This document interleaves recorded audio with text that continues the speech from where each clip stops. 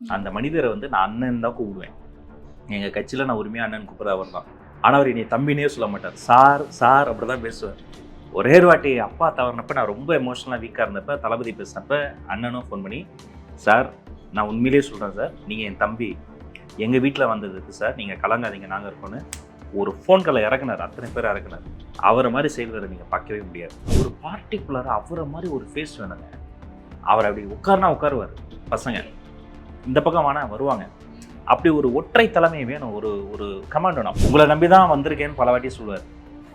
அந்த வார்த்தையை கேட்கும்போது நமக்கு வந்து அப்படியே ஒரு மாதிரி நடுக்கமாக இருக்கும். சரி, நம்மளை நம்பி உண்மையிலேயே அவர் ஃபீல் பண்ணி சொல்லுவார். உங்களை எல்லாம் நம்பி தான் வந்திருக்கேன்ப்பா, பார்த்துங்கப்பா, நீங்கள் எல்லோரும் வாங்க, பனையூர் வாங்க, நீங்கள் கட்சி தலைமை அலுவலகத்தில் பெரியார் சிலை இருக்குது, நான் காட்டுறேன். அண்ணா அறிவாலயத்தில் பெரியார் சிலை எங்கே இருக்குது, நீங்கள் காட்டுங்க. உங்களை பற்றி யாரோ சொன்னதெல்லாம் உங்ககிட்ட சொல்ல மாட்டார். உங்களை பற்றி அவர் பார்த்து சொல்லுவார். நீங்கள் இந்த வீடியோவில் அதை பண்ணீங்க, இது என்ன, அதை கொஞ்சம் எக்ஸ்பிளைன், அந்த திருக்குறள் இப்படி பேசுவார். அவர் மிகவும் நல்ல மனிதர். சாதாரணமாக ஹம்பலாக இருக்கக்கூடியவர். என்னை தாண்டி வளரக்கூடாது, இது வந்து அதை பண்ணக்கூடாது, இது பண்ணக்கூடாதுன்னே நிறைய பேர் லீடர்ஸ் வந்து நினைப்பாங்க. அப்படிலாம் இல்லாமல் இவங்ககிட்ட என்ன கற்றுக்கலான்னு பார்க்குற ஒரு அப்சர்வர். சம்மர் ஹாலிடேஸ் வந்தாச்சு, நம்ம ஜிடி ஹாலிடேஸும் வந்தாச்சு. GT holidays, south India's number 1 travel brand. உங்களை சூஸ் பண்ணி கொள்கை பரப்பு செயலாளர் பதவி கொடுக்குறாங்க அப்படின்னு நீங்க அவங்க கிட்ட கேட்டீங்களா, ஏன் ராஜ்மோகன், ஏன் என்ன சூஸ் பண்ணீங்க அப்படின்ட்டு? இல்ல உங்க மைண்டுக்குள்ள அந்த மாதிரி கன்ஃபியூஷன்ஸ் இல்ல கொஸ்டின்ஸ் ஏதாவது இருந்துச்சா? ஒரு கன்ஃபியூஷன் இல்லை, எனக்கு ஒரு 100% கிளாரிட்டி இருக்கு. இந்த கிளாரிட்டி எப்படிப்பட்ட கிளாரிட்டினா, இவங்க இப்படிதான் பிஹேவ் பண்ணுவாங்கன்னு நம்ம வந்து ஆருடம் சொல்ல முடியாது. ஆனா இப்படி பண்ண மாட்டாங்க, இது மாதிரி விஷயத்துக்கெல்லாம் ஈல்டாக மாட்டாங்க, தப்பான விஷயத்துக்கு போக மாட்டாங்க, பாலிசி மேக்கிங்ல சரியா இருக்காங்க, திட்டமிடல் சரியா இருக்கு, பிரமிட்ல வந்து அடுத்தடுத்து சுற்றி இருக்கக்கூடிய அந்த பெரிமீட்டர்ல கூடிய அத்தனை பேருமே நல்ல விஷயங்கள் பண்றாங்க, நல்லவங்களா இருக்காங்கன்ற கிளாரிட்டி எனக்கு. அஃப்கோர்ஸ் நான் முடிவான பிறகும் எல்லாருக்கும் நடக்கிற மாதிரி எனக்கும் நேர்காணல் நடந்தது. எல்லா பல கட்ட நேர்காணல் நடந்தது. அங்கதான் எல்லாருக்கும் ஒரு நிறைய கான்ட்ரோவர்சி நினைக்கிறேன். தாவேகா பொதுச் செயலாளர் ஆனந்தை வெளியே விட்டு விஜய் அவர்கள் தனியே நேர்காணல், என்ன நடந்தது அப்படி இப்படி? தங்கமான மனுஷங்க, உண்மையிலேயே நான் சொல்றேன். அதாவது அந்த அந்த இடத்த நான் எப்படி எக்ஸ்பிளைன் பண்றது உங்களுக்கு தெரியல. அந்த மனிதரை வந்து நான் அண்ணன் தான் கூப்பிடுவேன். எங்க கட்சியில நான் உரிமையா அண்ணன் கூப்பிட்றது அவர் தான். ஆனா அவர் என்னை தம்பினே சொல்ல மாட்டார். சார் சார் அப்படிதான் பேசுவார். ஒரே ஒரு வாட்டி அப்பா தவறினப்ப நான் ரொம்ப எமோஷனலாக வீக்காக இருந்தப்ப தளபதி பேசினப்ப அண்ணனும் ஃபோன் பண்ணி, சார் நான் உண்மையிலேயே சொல்கிறேன் சார், நீங்கள் என் தம்பி, எங்கள் வீட்டில் வந்ததுக்கு சார் நீங்கள் கலங்காதீங்க நாங்கள் இருக்கோன்னு ஒரு ஃபோன் காலை இறக்குனார். அத்தனை பேர் இறக்குனார். அவரை மாதிரி செயல்வரை நீங்கள் பார்க்கவே முடியாது. ஆனால் இவங்க வந்து அவரை ரொம்ப சிறுமைப்படுத்துறது, அவர் அட்டாக் பண்ணுறதுங்களால் ஏற்றுக்கொள்ளவே முடியாது. அப்புறங்க ஒரு பார்ட்டிகுலராக அவரை மாதிரி ஒரு ஃபேஸ் வேணுங்க. அவர் அப்படி உட்காருனா உட்காருவார். பசங்க இந்த பக்கம் வானா வருவாங்க. அப்படி ஒரு ஒற்றை தலைமை வேணும். ஒரு கமாண்ட் வேணும். அப்புறம் தலைவர் தான் எங்களுக்கு எல்லாம். அந்த மனுஷன் எல்லாத்தையும் விட்டு வந்தார்ல, உங்களை நம்பி தான் வந்திருக்கேன்னு பல வாட்டி சொல்லுவார். அந்த வார்த்தையை கேட்கும்போது நமக்கு வந்து அப்படியே ஒரு மாதிரி நடுக்கமாக இருக்கும். சரி, நம்மளை நம்பி உண்மையிலேயே அவர் ஃபீல் பண்ணி சொல்லுவார். உங்களை எல்லாம் நம்பி தான் வந்திருக்கேன்ப்பா, பார்த்துங்கப்பா அப்படிம்பார். அந்த மனிதருக்கு மட்டும் நம்ம எதுவுமே பண்ணிடக்கூடாது, தீங்கே பண்ணிடக்கூடாது. நல்ல ஹியூமன் பீயிங், நல்ல சொல். அவர் இன்னும் வலிமைப்படுத்துறதுக்காக தான் வேலையை இழுத்து போட்டு பொதுச் செயலாளர் செய்கிறார். இன்னும் மற்ற கடவுளும் அந்த வேலையை செஞ்சுட்டு இருக்காங்க. ஒவ்வொரு மாவட்ட செயலாளரும் 20 வருஷம் 25 வருஷம் அவங்களுடைய வேலையெல்லாம் எக்ஸ்ட்ராடனரி. என்ன, நாங்கள் வெளியே சொல்லவே மாட்டோம். வெளியே வருவதே இப்போ இருக்க அந்த ஆக்டிவ் பாலிடிக்ஸும் விரும்பாது. அதனால எவ்வளோ பிரச்சனைகள் வரும் தெரியுமா? அதனால சைலண்டா அந்த வேலையை செஞ்சுக்கிட்டே இருந்தால் அந்த மூங்கில் மரம் மாதிரி தான் முதல் 4 வருஷம் வளரவே வளராது. அதுக்கப்புறம் ஒவ்வொரு மணி நேரத்துக்கும் வளரும் பார்த்தீங்களா, அது மாதிரி போய்கிட்டே இருக்கு. ஓகே. அண்ட் இன்னொரு விஷயம், கொள்கை தலைவரா இவங்க பெரியாரை ஏற்றுக்கிட்டாங்க. ஆனாலும் பெரியார் குறித்து சர்ச்சைகள், நிறைய அவதூறுகள் வரும்போது ஏன் வாயவே திறக்கல? அது மாதிரி ஒரு கேட்டப்ப நான் என்ன அறியாம, ஐயோ வாய் வலிக்கும் வரை சலிக்கும் வரை பதில் சொல்லிட்டேன். முன்னாலும் நீங்க கேட்டீங்கன்னா நான் சொல்றேன், இது ஒரு மிகப்பெரிய திசை திருப்பல் அரசியல். என்னோட எதிரி அவனு ஒன்று ஃபிக்ஸ் பண்ண ஓடிட்டே இருக்கேன். அவங்க என்ன தெரியுமா பண்றாங்க, இந்த சில ஒருத்தர் ஏவி விடுறது. இப்போ அவனுக்கு பதில் சொல்லுன்னு அங்கிருந்து வர பெரியாரை தாக்கி அவங்க கேட்கல, பெரியாரின் பேரில் ஆட்சி நடத்துகிற இவங்க கேட்குறாங்க. அதான் நான் கூட ஒரு நிகழ்ச்சியில் கேட்டேன், இவ்வளோ பேசுறீங்களே, வாங்க நீங்கள் எல்லாரும் வாங்க, பனையூர் வாங்க, நீங்கள் கட்சி தலைமை அலுவலகத்தில் பெரியார் சிலை இருக்குது, நான் காட்டுறேன். அண்ணா அறிவாலயத்தில் பெரியார் சிலை எங்கே இருக்குது, நீங்கள் காட்டுங்க அப்படின்னா. திகாவுக்கும் திமுகவுக்கும் தான் ஒரு முரண் இருந்துச்சு அந்த காலகட்டத்தில். பிரிஞ்சு தானே வந்தாங்க திமுக. அதனால தேர்தல் அரசியல் வராததால பெரியார் சிலை வைக்கல. அம்பேத்கர் இப்போ தேர்தல் அரசியல் வேணானாரு. அம்பேத்கர் சிலையை காட்டுங்க. சமூக நீதி பேசுறீங்கல்ல, ஒரே ஒரு அம்பேத்கர் சிலையை காட்டுங்க. இதெல்லாம் சமாளிஃபிகேஷனுங்க. நான் என்ன சொல்றேன், ப்ராக்ரெசிவா சொல்றேன். விஜய் சார் கட்சியில் ஆஃபீஸில் வச்சுட்டாங்கப்பா, நாம வாங்க ஒரு பெரியார் சிலை. இப்போ பெரியார் சிலை அண்ணாரிவரத்தில் வச்சா ஐயோ தப்பு பண்ணிட்டீங்க அப்படின்னு யாராவது பிரச்சனை பண்ணாங்களா? ஏன் சமாளிக்கிறீங்க? விட்டுட்டீங்க, இனிமேல் அதை பண்ணுங்க. முதலமைச்சரை பார்க்கும் போதெல்லாம் சிலைன்னு ஒரு கம்பெனி இருக்கு நம்ம தம்பிகள், பெரியார் சிலையை கொடுத்து தான் போட்டோ எடுக்கிறீங்க. அம்பேத்கர் சிலை வாங்கி தான் நீங்க வாங்கினதே ஒரு 50,000 சிலை இருக்கும். அந்த கையளவு வாங்குறீங்களா சிலை, ஏன் அது ஒரு மார்பளவு சிலை வச்சாதான் என்ன, வைங்கன்னு தான் சொல்றோம். ஸோ இந்த திசை திருப்பல அரசியலை நாங்கள் ஈல்டாக்க மாட்டோம். அவரை ஃபவுண்டேஷன்ல போட்டு நாங்கள் வந்து சொல்றோம், இவர் தான் எங்களுடைய கொள்கை தலைவர் டிக்ளேர் பண்ணிட்டு வரோம். அவர் பேசிய பின்னுரிமை, அவர் சொன்ன சிந்தனைகள்லாம் நாங்கள் வந்து நெஞ்சில் நிறுத்துறோம். பசங்களை வந்து பொலிட்டிசைஸ் பண்றோம், தோழர்களை வந்து முன்னெடுத்து எங்களுக்கு தெரிந்த சில விஷயங்களை கற்றுக் கொடுத்து தெரியாத பல விஷயங்களை அவங்க கிட்ட இருந்து கத்துக்கிறோம். ஸோ அந்த ஸ்டேஜ்ல இருக்கும் பொழுது இவங்க திரும்ப நீங்க நினைக்கிற விரிக்கிற வலையில் நாங்க சிக்கப்படும். விஜய் சாரோட அரசியல் பத்தி கண்டிப்பா கேட்டே ஆகணும்னு நினைக்கிறேன்.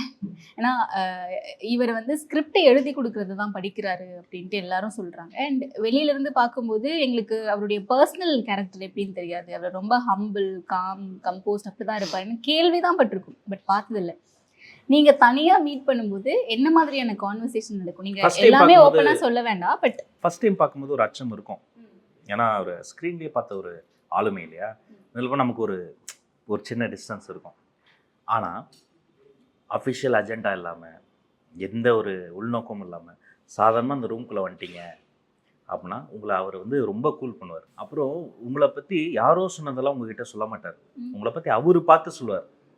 நீங்கள் இந்த வீடியோவில் அதை பண்ணீங்க, இது என்ன, அதை கொஞ்சம் எக்ஸ்பிளைன், அந்த திருக்குறள் இப்படி பேசுவார். அவர் மிகவும் நல்ல மனிதர், சாதாரணமாக ஹம்பிளாக இருக்கக்கூடியவர்.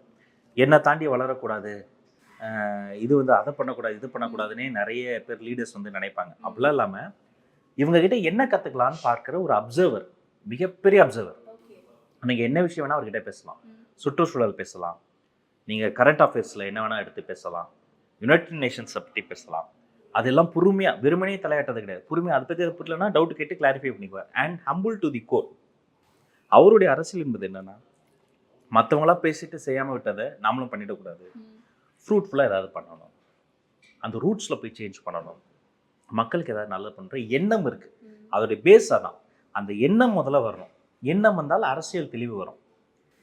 எண்ணம் வந்தால் அரசியல் தெளிவு எப்படி வரும்னா, என்ன பிரச்சனைக்கு எம்எல்ஏ கேட்கணும், என்ன பிரச்சனைக்கு எம்பி கேட்கணும், ரோடு பிரச்சனைக்குன்னா என்ன, போலீஸ் ஸ்டேஷனுக்கு எப்படி போனால், ரயில்வே ஸ்டேஷன் ப்ராப்ளம்னா என்ன, ஏன் புதுப்பட்டியல், இப்போ இந்த எண்ணம் வந்தால் தான் அரசியல் தெளிவு வரும்.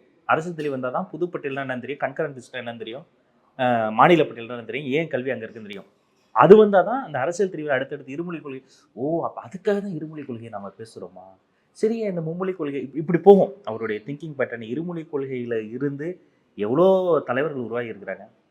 நிலாச்சோறு ஊட்டிக்கிட்டு இருந்த நம்மளுடைய தமிழ்நாட்டில் நிலாவுக்கே சந்திராயனை ஊட்டிய அத்தனை பேரும் ஹிந்தி படிக்காதவர்கள், தமிழ் வழியில் படித்தவர்கள். வீரமுத்துவெளியன் காலேஜ் சீனியர், ப்ரௌடு ஜூனியர், அவருடைய ஜூனியர் நான். அவர் தமிழ் வழி கல்வியில் படித்தவர். அப்துல் கலாம்லேருந்து மயில்சாமி அண்ணாதுரை வரைக்கும் இருமொழி கொள்கை. ஸோ இப்போ நான் சொல்கிறேன், உங்களுக்கு புரியுதா? இப்போ இதை கேட்டு இப்போ நான் என்ன உங்களுக்கு நான் ஸ்கிரிப்ட் எழுதி கொடுத்துட்டேன், நீங்கள் சொல்லுங்கள். இப்போ நான் வெளில போய் சொல்கிறேன், நான் ஸ்கிரிப்ட் எழுதி கொடுத்து தான் அப்புறம் நான் வந்து படிக்கிறேன், பண்டம் இல்லையா? ஸோ அப்போ நான் சொல்கிறேன், இப்போ அவருடைய பாயிண்ட் ஆஃப் வியூ அதை முன்வைத்து பேசி கலந்து பேசி, இது ஒரு டிஸ்கஷன் தாங்க. உற்ற நண்பர்கள் கற்ற விஷயங்களை கண்டறிந்து பேசி, நேருக்கு நேராக பேசி விவாதித்து, எங்களுடைய உட்கட்சிக்குள்ளார பல நிலைகளில் பல மட்டங்களில் இது நடந்துக்கிட்டே இருக்கு. ஸோ அவருடைய அரசியல் என்பது ஒரு நல்ல எண்ணத்தில் தொடங்கி அரசியல் தெளிவு பெற்று நல்ல கொள்கை தலைவர்களை நிறுவி உங்களை போன்ற மக்களினுடைய நம்பிக்கையை வென்று வெற்றி நடை போடுகிற, வாகையை சுட போகிற ஒரு புது அரசு. ஓகே. அண்ட் இன்னொன்று, விஜய் அவர்களை பொறுத்த வரைக்கும் நிறைய அறிக்கைகளாக விட்டுட்டு இருக்காங்க, ஒர்க் ஃப்ரம் பாலிடிக்ஸ் பண்ணுறாங்க அப்படின்ட்டு திமுகவுல இருந்தே நிறைய பேர் விமர்சனம் செய்தாங்க. அதுவும் பெரிய பதவியில் இருக்கக்கூடிய அமைச்சர்களே சொல்லியிருந்தாங்க. என்ன ரியாக்ட் பண்ணார் அதுக்கெல்லாம்? அவர் ரியாக்ட் பண்ணுறதுக்கிட்டோம், இவர் பரந்தூர் போனப்போ இவங்களாம் என்ன கோமாவில் போயிட்டாங்களா, இல்லை கோவாக்கு சுற்றுலா போயிட்டாங்களா? முன்னாடி வந்து விமர்சனம். நான் சொந்த நாட்டில் சொந்த மக்களை பார்க்க போகிறதுக்கு ஒரு தலைவருக்கு இவ்வளோ கெடுபடி எங்கேயா போடுவாங்களா? 1 மணி நேரம் தான் பேசணும், விடிஞ்சா அங்கே போக போகிறாரு. அந்த ஏகனாபுரத்தில் போய் நைட்டு போய் கூடாரத்தெல்லாம் பிச்சு போட்டாங்க. இது ஆதார் கார்டு காமிச்சா தான் நீங்கள் அந்த ஊரில் பனையூரில் டெய்லி காலையில் ஆதார் கார்டு காட்டணும் தெரியுமா? நான் உங்களுக்கு சேலஞ்ச் பண்ணுறேன், என் வண்டி எடுத்துங்க, விழுப்புரம் தாண்டி புதுக்கோட்டையை நோக்கி போனீங்கன்னா வேங்கை வயல் வரும். பாஸ்போர்ட் இருக்கா, வீசா இல்லாமல் வேங்கை வயல் நீங்கள் போக முடியும். ஏன் இது பெரிய இந்தியாவுக்குள்ள இன்னொரு இந்தியாவா? இதுக்கு ஆன்சரே சொல்ல மாட்டாங்க. அறிக்கையை விடலைன்னா எதுவுமே பேசலை, அறிக்கையை விட்டு அறிக்கையை மட்டும் விடுறாரு. கத்துறவங்க கத்திக்கிட்டே தான் இருப்பாங்க. நம்ம சொல்யூஷனை நோக்கி போகிறோம். இதை எப்படி மாற்றுறது? அதிகாரத்தை அடைந்து தான் மாற்றணும், அதிகாரத்தை அடைவோம். கேள்வி கேட்டாமல் கேள்வி கேட்போம். இத்தனை நாளாக கேள்வி கேட்கும்போது தப்பிச்சுக்கிட்டே இருந்தாங்க, அவனால் தான் பிரச்சனை, அவனால் தான் பிரச்சனை. இப்போ தெளிவாக செக்ரிகேட் பண்ணிட்டோம். இது இவனால பிரச்சனை, இது அவங்களால பிரச்சனை, இது இவங்களால பிரச்சனை, தெளிவாக பேசணும். ஸோ நீங்கள் நினைத்து பார்க்க முடியாத அசுர வளர்ச்சியில் இருக்கிறதால இந்த அவதூறுகளை அவங்க பரப்ப தான் செய்வாங்க. அதனால அவர் இதுக்கெல்லாம் ரியாக்ட் பண்ண மாட்டார். எங்களையும் ரொம்ப டீசெண்டாக தான் ரியாக்ட் பண்ண சொல்லுவார். அதில் மட்டும் அவர் ரொம்ப கீனாக இருப்பார். காலையில ஃபிளாஷ் நியூஸ் வருது, தாவேகா தலைவர் விஜய் அவர்களுக்கு வைப்பிரிவு பாதுகாப்பு அளித்தது மத்திய அரசு அப்படின்னு சொல்லிட்டு. அண்ட் அது வந்து கொஞ்சம் சில மணி நேரங்கள்லயே வந்து பாத்தீங்கன்னா பத்திரிகையாளர் முத்தலீஃப் ஒரு பதிவு போட்டுறாரு.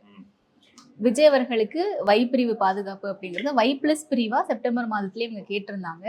அதை பரிசீலனை பண்ணி இன்வெஸ்டிகேஷன்லாம் போய் அதன் அடிப்படையில் இப்போ வைப்பிரிவு கொடுத்துருக்காங்க. தேவைப்பட்டா ஃபியூச்சர்ல Y+ பிரிவாவும் மாற்றுறதுக்கான வாய்ப்புகள் இருக்கு. நீங்க தான் கேட்டிங்களா? பொலிட்டிக்ஸில் பொறுத்த வரைக்கும் இப்போ தர எந்த செக்யூரிட்டியுமே கேட்ட உடனே தர்றது கிடையாது. ஒரு ரிவ்யூ கமிட்டி வச்சு வர இன்டெலிஜென்ஸில் பொட்டென்ஷியல் இருக்கான்னு பார்ப்பாங்க. பொட்டென்ஷியல் இன்டெலிஜென்ஸ் இருந்தால் ரிவ்யூ கமிட்டி அதை ரிவ்யூ பண்ணி ஆமாப்பா ஒரு த்ரெட் இருக்குன்னு உறுதிப்படுத்துவார். அதுக்கப்புறமேட்டு அவருக்கு தரலாம் வேண்டாம் அப்படின்னு முடிவு எடுக்க இன்னொரு ஹையர் கமிட்டி இருக்குது. இவ்வளோ பேர் கன்சிடர் பண்ணி தராங்கன்னா இது செக்யூரிட்டி சம்மந்தப்பட்ட விஷயம். இது அரசியலுக்கு அப்பாற்பட்டு இது நேஷனல் செக்யூரிட்டி சம்மந்தப்பட்ட ஒரு விஷயம். அண்ணன் ஆம்ஸ்ட்ராங் அவர்கள் பகுஜன் சமாஜ் கட்சியினுடைய மாநில தலைவர் எவ்வளோ துணிச்சலாக பேசினவர். அவரை அப்படியே அந்த ஒரு 10 பேர் சேர்ந்து துள்ள துடிக்க வெட்டி கொண்டுட்டு அவர் ரவுடி இந்த ஆபஸ் இவங்களை பரப்புனாங்க. அவரை பற்றி நீங்கள் சொல்கிற அந்த லிஸ்ட்டில் இருக்கிற பத்திரிகைகள் சொன்னாங்க. அவரை பற்றி எனக்கு தெரியும். அவர் ரவுடி. யார் ரவுடி? யார் ரவுடி? அவர் ஒரு கட்சியினுடைய மாநில தலைவர். அவருக்கே பாதுகாப்பு இல்லைன்னா இப்போ அந்த அளவுக்கு சட்டம் ஒழுங்கு பிரச்சனை அவ்வளோ த்ரெட் இருக்கிற பொழுது கண்டிப்பாக அதை ரிவ்யூ பண்ணி தான் அவங்க தந்துருக்குறாங்க. அப்புறம் ராகுல் காந்திக்கே தரல, இவருக்கு தந்தாங்க. ராகுல் காந்தி நீக்கிட்டாங்க. நாங்கள் தான் போய் மனு கொடுத்தோமா ராகுல் காந்திக்கு நீக்குங்கன்னு. ராகுல் காந்திக்கு இசட் பிரிவு பாதுகாப்பு நீக்கிட்டாங்க. ராகுல் காந்தி கொடுத்தது SPG. அதுவும் ராகுல் காந்தி கொடுக்கல. அந்த ஏர் வரைக்கும் இந்தியாவில் பிரதமராக இருந்த முன்னாள் பிரதமர்கள் அத்தனை பேரினுடைய குடும்பத்தாருக்கும் கொடுத்துட்டு இருந்தாங்க. அந்த வருஷத்துல இருந்து இந்நாள் பிரதமருக்கு மட்டும் தான் தரப்போறதா முடிவெடுத்தாங்க. அப்போ முன்னாள் பிரதமர்னா வாஜ்பாய் ஃபேமிலி கொடுத்தாங்க, மன்மோகன் சிங் ஃபேமிலிக்கும் கொடுத்தாங்க, நரசிம்மராவ் ஃபேமிலிக்கும் கொடுத்தாங்க. அத்தனை பேர் ஃபேமிலி கொடுத்த மாதிரி ராகுல் காந்தி ஃபேமிலிக்கும் கொடுத்தாங்க. அப்போ விளக்கிட்டாங்கன்னா ராகுல் காந்தி ஃபேமிலிக்கும் விளக்குனாங்க, நரசிம்மராவ் ஃபேமிலிக்கும் விளக்குறாங்க, மன்மோகன் சிங் ஃபேமிலிக்கும் விளக்குறாங்க. அதற்கு பதிலாக ராகுல் காந்தி வந்து பிரதமரோ முன்னாள் பிரதமரோ கிடையாது, எதிர்க்கட்சி தலைவர், பிரதமருடைய மகன். அவருடைய த்ரெட்டுக்கு ஏற்ற மாதிரி கண்டிப்பாக அவருக்கும் சோனியா காந்தி மேடம் தனித்தனியாக செக்யூரிட்டி கொடுத்துருக்குறாங்க. இவ்வளவும் நடந்ததுன்னு உள்ளங்கை நெல்லிக்கனியா எல்லாருக்கும் தெரியும். இப்போ மொட்டை தலைக்கு முழங்காலுக்கு முடிச்சு போடுவாங்க பாருங்க. இப்போ என்னன்னா ராகுல் காந்திக்கு விலக்கிட்டு தளபதி விஜய்க்கு கொடுத்துட்டாங்க. ராகுல் காந்தியை விடவா நீ பெரியாள்? ராகுல் காந்திக்கு இல்லாத த்ரெட்டாக உனக்கு சொல்றது யாரு? புலனாய்வு புலி. இப்போ இந்த பக்கம் இவங்க கேட்டிருக்காங்க, அவங்க கொடுத்துட்டாங்க. அவங்க கேட்டவன அவங்க கொடுத்துட்டாங்க. அதோடைய உண்மைத்தன்மை எனக்கு தெரியலை. தெரிஞ்சாதான் நான் உறுதியாக சொல்ல முடியும். ஆனால் கேட்டாலும் கேட்காட்டியும் கொடுத்ததுல என்ன தவறுங்க? செக்யூரிட்டியாக பாருங்க. எங்க தலைவருக்குன்னு இல்லை, யாரா இருந்தாலும் செக்யூரிட்டிங்கிறது ரொம்ப இம்பார்ட்டன்ட். எந்த மாற்று கட்சியில செக்யூரிட்டி அவசியம் தான். பட் எனக்கு என்னன்னா மக்களிடத்துல இயல்பா போயிட்டு ரொம்ப எளிமையா பழக முடியாதோ, அந்த ஒரு டிஸ்டன்ஸ் மெயின்டைன் ஆயிடும் அப்படின்னு புரியுங்க. இப்ப அந்த படத்தை முடிச்சுட்டு அவர் வந்து சுற்றுப்பயணம் வராரு. அப்ப எப்படி வந்து பார்க்க போறீங்கன்னா, அரசியலுக்கு வருவதற்கு முன்பே தமிழ்நாடு முழுக்க இருந்து மாவட்டந்தோறும் மதிப்பெண்களை வாங்கி குவித்த மதிப்புமிக்க மாணவர்களை கூப்பிட்டு 12 மணி நேரம் நின்று தோல்ல கையை போட்டு முத்தம் கொடுத்து கையை குலுக்கி அவர்களுக்கு மோட்டிவேஷனை கொடுத்த ஒரே தலைவர் தமிழ்நாட்டில் தளபதி விஜய். எங்க போச்சு செக்யூரிட்டி? அவர் மக்களை தொட மாட்டார். என்னையா பேசுறீங்க? அந்த வந்த குழந்தைங்களை, ஒரு குழந்தை பூ கொடுக்குது, ஒரு குழந்தை காப்பு கொடுக்குது, ஒரு குழந்தை கையை கொடுக்குது. குழந்தையோட குழந்தை யார்? நான் சொல்றேம்மா, நான் ஸ்கூல் போவேன், காலேஜ் போவேன், ஆனுவல் டே அவார்டு கொடுப்போமா, அரை மணி நேரத்துல முதுகு வலி வரும், எப்படா முடியும்னு இருக்கும். சிரிச்ச மாதிரி 12 மணி நேரம் நின்னாருமா மனுஷன். என்னம்மா யாரை பேசுறீங்க நீங்க? அதனால எனக்கு வந்து அவரை போல மக்கள் அணுகுவதற்கு எளிய மனிதரே கிடையாது. ரொம்ப ஈஸிலி ஆக்சசபிள், ஹம்பிள். நான் சொல்றேன், நான் பல ஆளுமைகளை பார்த்துருக்கேன், பேட்டி எடுத்திருக்கேன். அந்த சைடில் இருந்தவன் தான் நான். எல்லா முக்கியமான தலைவர்களும் இன்னைக்கு தமிழ்நாட்டுக்கு அத்தனை தலைவர்களும் பேட்டி எடுத்தவன், அவங்களோட ட்ராவல் பண்ணேன். நான் சொல்றேன், இவர் very humble by nature, humble by birth. அவர் வந்து இயல்பே அப்படிதான். ஆனால் அவருக்கு ஒரு செக்யூரிட்டி ப்ராப்ளம் வருதுன்னா அது இந்த செக்யூரிட்டி கொடுக்க வேண்டியது தான் கரெக்ட். அதில் இந்த மாற்று கருத்து. ஓகே, ஸோ நிறைவா ஃபுட் எப்படி இருந்துச்சு? நல்லா இருந்தது. நான் ஒரு வாரம் நான்வெஜ் சாப்பிடாம இருந்தேன். பையனுக்கு உடம்பு ஹாஸ்பிட்டலில் இருந்தான் 6.5 நாட்கள். அவங்க கூடவே நானும் தங்கிட்டேன். அதனால இன்னைக்கு வந்து உங்களோட சேர்ந்து ஒரு நல்ல உணவு கிடைச்சது. வயிற்றுக்கும் அறிவுக்கும் உணவு தந்த ரெட் நூலுக்கு நன்றி, அப்பர்ணாக்கு தேங்க்ஸ். நீங்களுக்கும் ரொம்ப மகிழ்ச்சியா இருந்தது உங்களோட இன்னைக்கு உட்கார்ந்து இந்த டேவை இப்படி சூப்பரா ஸ்பெண்ட் பண்ணதுல. அண்ட் உங்களை பத்தி நிறைய விஷயம் தெரிஞ்சுக்கிட்டோம். அண்ட் தாவேக்காவுக்குள்ள நடக்கிற நிறைய விஷயங்களையும் நிறைய சொன்னீங்க. Thank you so much. Summer holidays வந்தாச்சு, நம்ம GT ஹாலிடேஸும் வந்தாச்சு. GT holidays, south India's number 1 travel brand.